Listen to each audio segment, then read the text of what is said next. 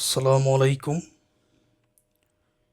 Principles of accounting chapter accounting receivable and current liabilities থেকে 1 নম্বর ক্লাসে সকল শিক্ষার্থীদের স্বাগতম।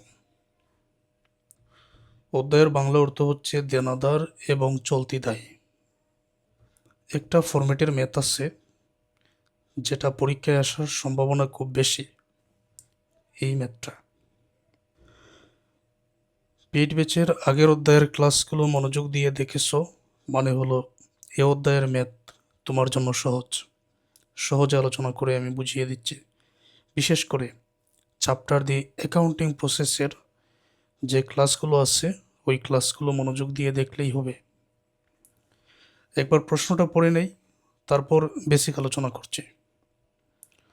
December 31, 2020, Apex Foods Limited reported the following information on its balance sheet. 2020 সাল December 31 তারিখে apex food limited তাদের প্রতিবেদন প্রকাশ করেছে। তো নিচের ইনফরমেশন বা নিচের তথ্যগুলো প্রকাশ করেছে ব্যালেন্স শিট থেকে।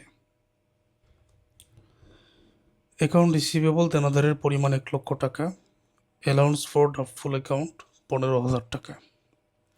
এই দুইটার জন্য কিছুটা আলোচনা করতে হয়। প্রথমে তুমি ধরে নাও এপেক্স ফুড লিমিটেড এটা তোমার ব্যবসা প্রতিষ্ঠান বা তোমার কোম্পানি। এখন দেনাদার 1,00,000 টাকা যে আছে, এই দেনাদার সৃষ্টি হলো কিভাবে?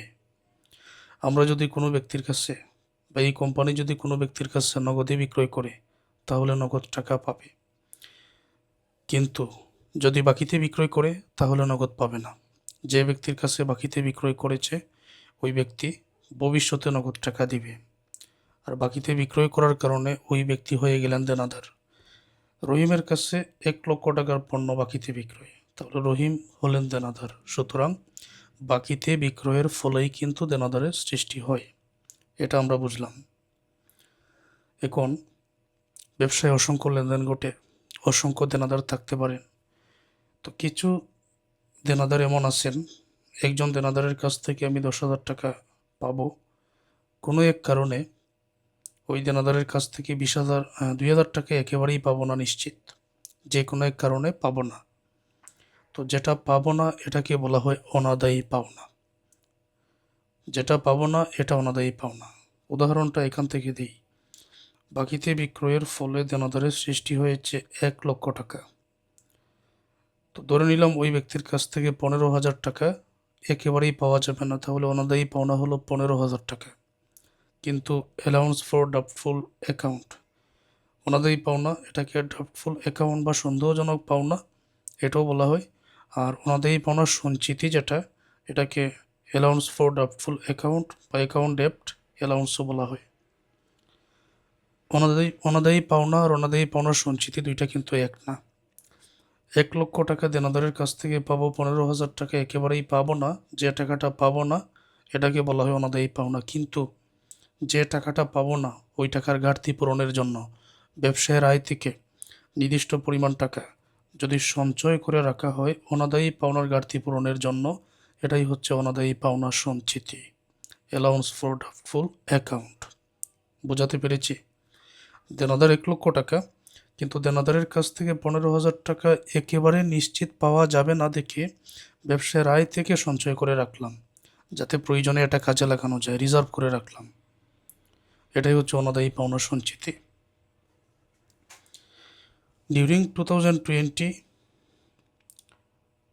the company had the following transaction related to receivable: sales on account, বাকিতে বিক্রয় আছে টাকা 5,00,000।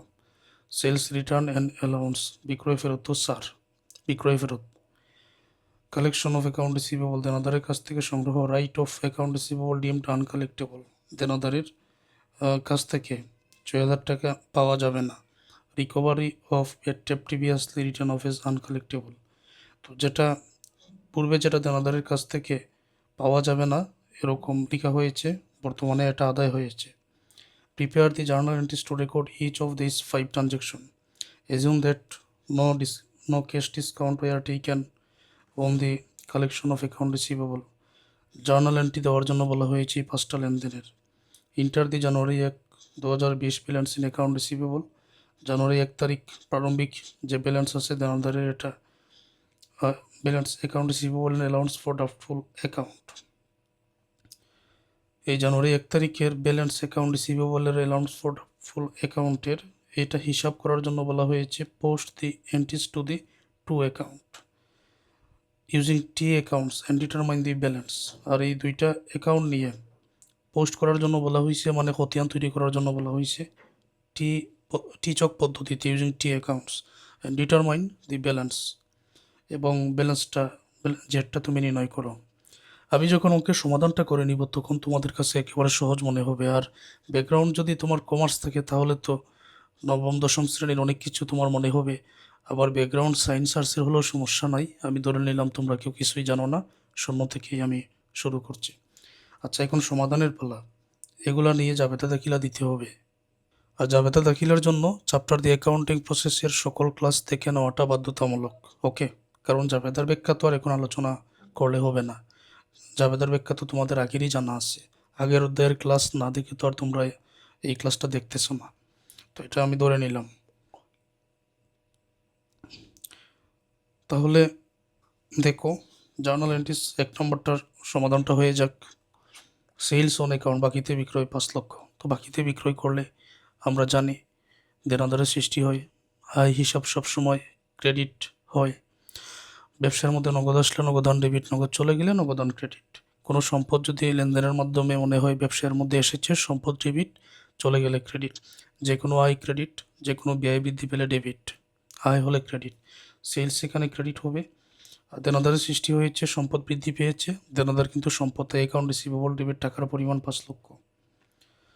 সময় যাতে কম লাগে আমি জার্নালগুলো আগেই লিখে রাখছি, আর এই পদ্ধতিটা সকল শিক্ষার্থীদের কাছে অনেক ভালো লাগে।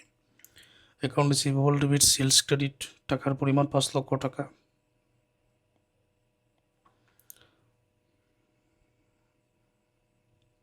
ওকে, সেলস রিটার্ন এন্ড অ্যালাউন্স, বিক্রয় ফেরত। আমরা জানি বিক্রয় ফেরত এটা ব্যয়ের মধ্যে পড়ে, তো ব্যয় মানে ডেবিট, বিক্রয় ফেরত ডেবিট। আবার মনে করো আমি 10,000 টাকার পণ্য বিক্রি করলাম কোনো ব্যক্তির কাছে বাকিতে, তো বিক্রয় করার পরে আবার ফেরত পেয়ে গেলাম, তো যার কাছে বিক্রয় করলাম সে হলো দেনাদার, তো যে আমাকে ফেরত দিয়েছে সেও দেনাদার।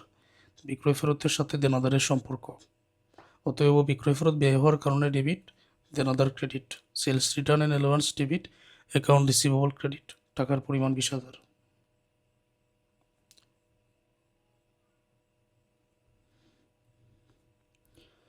কালেকশন অফ অ্যাকাউন্ট রিসিভেবল, দেনাদারের কাছ থেকে সংগ্রহ 3 লক্ষ টাকা, তাহলে নগদ এসেছে, ক্যাশ ডেবিট, দেনাদার দিয়েছে, account receivable credit,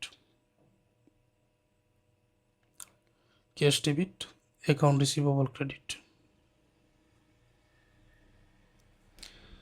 right off account receivable deemed uncollectable, মানে দেনাদারের কাছ থেকে 6,000 পাওয়া যাবে না। তো মনে করো আমি দেনাদারের কাছে পাবো 10,000 টাকা, তো আগে হিসাব করে নিয়েছিলাম দেনাদারের কাছ থেকে 6,000 টাকা পাওয়া যাবে না, যার কারণে সঞ্চয় করে রেখেছি।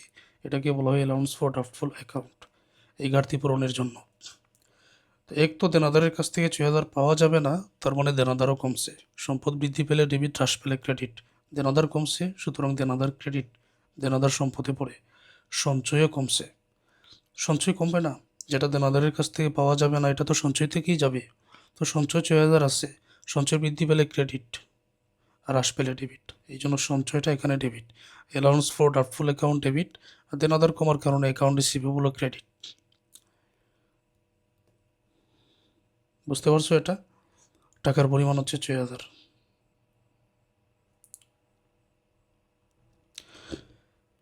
অংশটা আবার বুঝাই।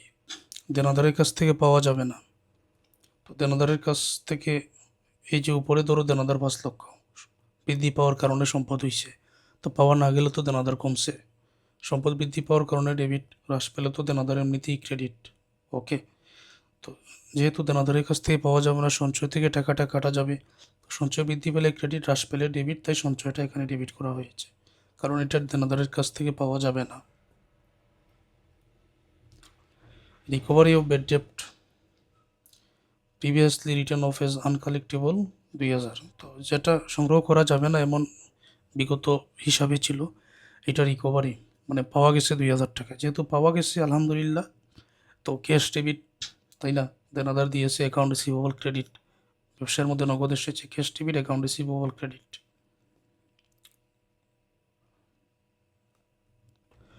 তো এটা একটু সমন্বয় করে নিতে হবে। সমন্বয়টা আমি তোমাদের বোঝাই। প্রথমে যেটা আদায় হয়েছে, আচ্ছা এটা পরেও দিতে পারো। এখন এই যে 6000 টাকা, এটা তো পাওয়াই যাবে না, একেবারে ধরে নেওয়া হয়েছিল। যার কারণে কি করেছি, অ্যাকাউন্ট রিসিভেবল ডেবিট করেছি, allowance for doubtful account debit করেছি, অ্যাকাউন্ট রিসিভেবল ক্রেডিট করেছি। এখন তো পাওয়া গেছে 2000, তো হিসাব থেকে তো এটা বাদ দিতে হবে। তো কী করা যায়, এখন এই জাবেদা উল্টিয়ে দিলেই হয়ে যায়। জাবেদা উল্টিয়ে দিলে এই 2000 রিকভার হয়ে যায়। কি সেটা, যে দেনাদার অ্যাকাউন্ট টাকা দিবে, ওকে অ্যাকাউন্ট রিসিভেবল ডেবিট। আবার অ্যালাউন্স ফর ডাউটফুল অ্যাকাউন্ট আগে কমেছিল, সঞ্চয় থেকে দিয়েছি, কমেছিল, এখন বৃদ্ধি পাইছে, তাই এটা ক্রেডিট, টাকার পরিমাণ 2000। অ্যালাউন্স ফর ডাউটফুল অ্যাকাউন্ট, ওকে। তারপর cash debit 2000, account receivable credit 2000। তোমরা এটা কি বুঝতে পারছো যে 6000 টাকা যেটা একেবারেই পাওয়া যাবে না, এখন 2000 পাওয়া যাবে। তো 2000 পাওয়া গেলে কি হলো, যে 2000 টাকা 6000 সঞ্চয় থেকে কেটে রাখা হয়েছিল, সেই 2000 আবার সঞ্চয়ে চলে গেল। সঞ্চয় হয়েছে মানে ক্রেডিট। যে দেনাদারের কাছ থেকে 6000 পাওয়া যাবে না, ওই দেনাদারের কাছ থেকে 2000 পাওয়া যাবে, তাই 2000 করা হলো ডেবিট। সঞ্চয়টা কিন্তু এখন বৃদ্ধি পাইছে। আবার যেহেতু আদায় হয়েছে, রিকভার হয়েছে, ক্যাশও ব্যবসার মধ্যে চলে আসছে, cash debit, account receivable credit 2000। তো এটা সমন্বয় করে নিলাম। টিচক ব্যবহার করে অ্যাকাউন্ট রিসিভেবল আর অ্যালাউন্স ফর ডাউটফুল অ্যাকাউন্ট দুইটা খতিয়ান করতে হবে, খতিয়ান করার জন্য বলা হয়েছে। আচ্ছা, তো এখন সবাই লক্ষ্য করো, টিচকটা আমি এখানে অঙ্কন করে নিয়েছি। টিচক হচ্ছে এখানে ডেবিট আর এখানে ক্রেডিট। তো ডেবিটের দিকে আমাদের ডেবিটের যত অ্যাকাউন্ট রিসিভেবলের, এটার খতিয়ান তো এখন করতে হবে। তো এটা যত ডেবিটের এন্ট্রি আছে এদিকে, যত ক্রেডিটের এন্ট্রি আছে এদিকে। আমি বুঝিয়ে দিচ্ছি, এটা তোমাদের সহজ, এটা কঠিন না। একেবারে প্রথমে ব্যালেন্স বিডি যেটা অঙ্কের মধ্যে দেওয়া আছে, এটাও তো অন্তর্ভুক্ত করতে হবে। এটা বলা হয়েছে inter January 1, 2020 balance in account receivable, এটা অন্তর্ভুক্ত করতে হবে। তো একেবারে প্রথমে 1,00,000 টাকা আছে, এটা ব্যালেন্স বিডি নামে আমরা এই দিকে লিখব 2020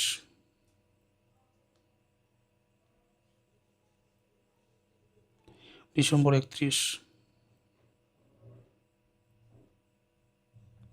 ব্যালেন্স বিডি, টাকার পরিমাণ আছে 1,00,000। ব্যালেন্স বিডি এটা হচ্ছে জের, জের যেহেতু এটা ডেবিট দিকে হবে। এখন সহজ নিয়মটা তোমরা বোঝার চেষ্টা করো। যত জায়গায় অ্যাকাউন্ট রিসিভেবল ডেবিট আছে, তো ডেবিটের সাথের যে হিসাব সেটাই এখানে লিখতে হবে। চলো এটা বুঝিয়ে দিই। এই যে অ্যাকাউন্ট রিসিভেবল, এটা কিন্তু ডেবিটের সাথে আছে সেলস, আমরা লিখবো সেলস। এই যে অ্যাকাউন্ট রিসিভেবল, এটা কিন্তু ডেবিটে সাথে আছে অ্যালাউন্স ফর ডাউটফুল অ্যাকাউন্ট, আমরা লিখবো অ্যালাউন্স ফর ডাউটফুল অ্যাকাউন্ট। এই যে দেখো সেলস এবং অ্যালাউন্স ফর ডাউটফুল অ্যাকাউন্ট লিখে দিলাম। এখন টাকাটা শুধু আনতে হবে, যে এই যে অ্যাকাউন্ট রিসিভেবল ডেবিট, টাকা কত, 5,00,000। এই অ্যাকাউন্ট রিসিভেবলের টাকা কত, 2,00,000। জাস্ট টাকাটা এখানে বসিয়ে দাও, হয়ে যাবে। সেলসের পরিমাণ কত ছিল, 5,00,000। অ্যালাউন্স ফর ডাউটফুল অ্যাকাউন্ট এটা ছিল 2,000, ওকে। এখন ক্রেডিটে যত জায়গায় অ্যাকাউন্ট রিসিভেবল আছে, তার সাথের হিসাবগুলো এখানে লিখে নাও। চলো আমরা দেখে নিই। অ্যাকাউন্ট রিসিভেবল ক্রেডিট সাথে সেলস রিটার্ন অ্যালাউন্স, এটা আমরা লিখে নিব। অ্যাকাউন্ট রিসিভেবল ক্রেডিট সাথে আছে ক্যাশ, আমরা ক্যাশ লিখব। অ্যাকাউন্ট রিসিভেবল ক্রেডিট সাথে আছে অ্যালাউন্স ফর ডাউটফুল অ্যাকাউন্ট, আমরা এটা লিখব। অ্যাকাউন্ট রিসিভেবল ক্রেডিট সাথে আছে ক্যাশ, এই যে sales return allowance, cash, allowance for doubtful account, cash, সবগুলো আমরা লিখে নিলাম। এখন শুধু টাকাটা আনতে হবে। প্রথমটা যেটা, এটার টাকা 20,000, পরেরটার 3,00,000, তারপরেরটার 6,000, তারপরেরটার 2,000। যে এন্ট্রিগুলো লিখছো সোজা সোজা টাকাগুলো বসিয়ে দাও। প্রথমটার টাকা হচ্ছে 20,000,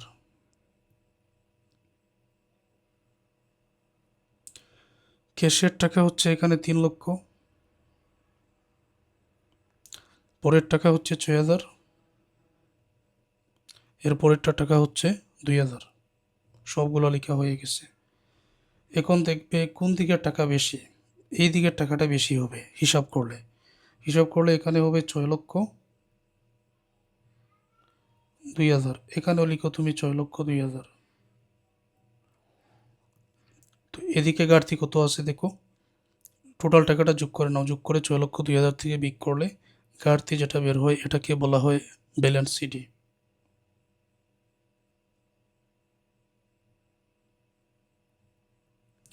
ব্যালেন্স সিডি হবে এখানে 2,74,000। এটা ডিসেম্বরের 31 তারিখ, তাই তো? আবার 2020 সালের অঙ্ক। এখন তুমি 2021 সালে জানুয়ারি 1 তারিখে এই ব্যালেন্স সিডি যেটা, এটাকে ব্যালেন্স বিডি করে এখানে নিয়ে আসো।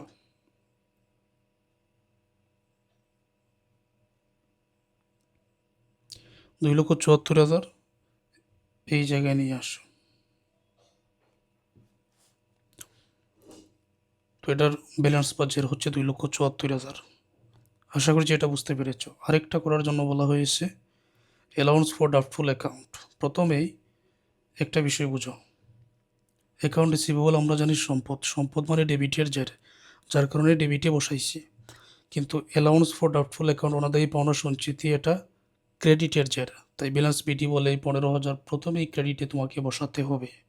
তাই আমি ক্রেডিট থেকে ব্যালেন্স বিডি বলে 15,000 বসিয়ে দিলাম অ্যালাউন্স ফর ডাউটফুল অ্যাকাউন্টের। এবার দেখতে হবে অ্যালাউন্স ফর ডাউটফুল অ্যাকাউন্ট ডেবিটে কোথায় আছে, ক্রেডিটে কোথায় আছে। জাবেদার মধ্যে লক্ষ্য করে দেখবেন কোথায়, এই যে শুধুমাত্র 4 নম্বরে অ্যালাউন্স ফর ডাউটফুল অ্যাকাউন্ট, সাথে অ্যাকাউন্ট রিসিভেবল, তাহলে সাথে অ্যাকাউন্ট রিসিভেবল আমি লিখে নিব। আর কোথায় আছে, আরেকটা আছে অ্যালাউন্স ফর ডাউটফুল অ্যাকাউন্ট ক্রেডিটে। তো এটা আমি ক্রেডিট দিকে লিখবো, কিন্তু সাথে অ্যাকাউন্ট রিসিভেবল লিখতে হবে। উভয়টার সাথে কিন্তু অ্যাকাউন্ট রিসিভেবল আছে। তো প্রথমটা ডেবিটে, পরেরটা ক্রেডিটে। প্রথমটার টাকা 6,000, পরেরটা 2,000। ঠিক আছে, ওকে। অতএব প্রথম ডেবিটে যেটা ছিল, তো অ্যাকাউন্ট রিসিভেবল লিখলাম, এটা টাকার পরিমাণ ছিল 6,000। পরের অ্যাকাউন্ট রিসিভেবল যেটা, এটারও টাকার পরিমাণ ছিল 2,000, এটা ক্রেডিটে ছিল। বুঝতে পারছো? যেটার খতিয়ান করব ওইটা ডেবিট দিকে যত জায়গায় আছে সাথের হিসাবটা এখানে আনবো, আর ক্রেডিট দিকে যত জায়গায় আছে সাথের হিসাবটা এখানে আনবো। যেটার খতিয়ান করব এটা যদি ডেবিটে থাকে টাকা ডেবিট, এটা যদি ক্রেডিট থেকে টাকা ক্রেডিট। খতিয়ানের নিয়ম তো সবাই জানো। এখন দেখো কোন দিকের টাকাটা বেশি এখানে। তো এখানে আমরা যদি এখন হিসাব করি দেখবো যে 15,000 আর 2,000, 17,000। এইদিকে বেশি হবে, বেশি টাকা ওই দিকে লিখতে হবে। তো দেখা যাচ্ছে ব্যালেন্স সিডিটা এই দিকেই বাহির হবে ডিসেম্বর 31।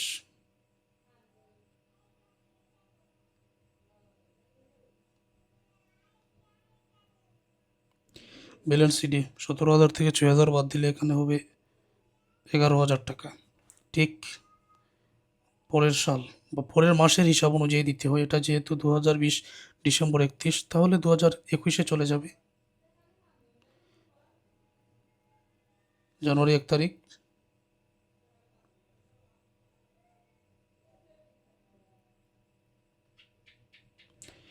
ব্যালেন্স বিডি টাকার পরিমাণ এখানে যে 11,000 টাকা হয়েছে তার ঠিক বিপরীতে কিন্তু নিতে হয়।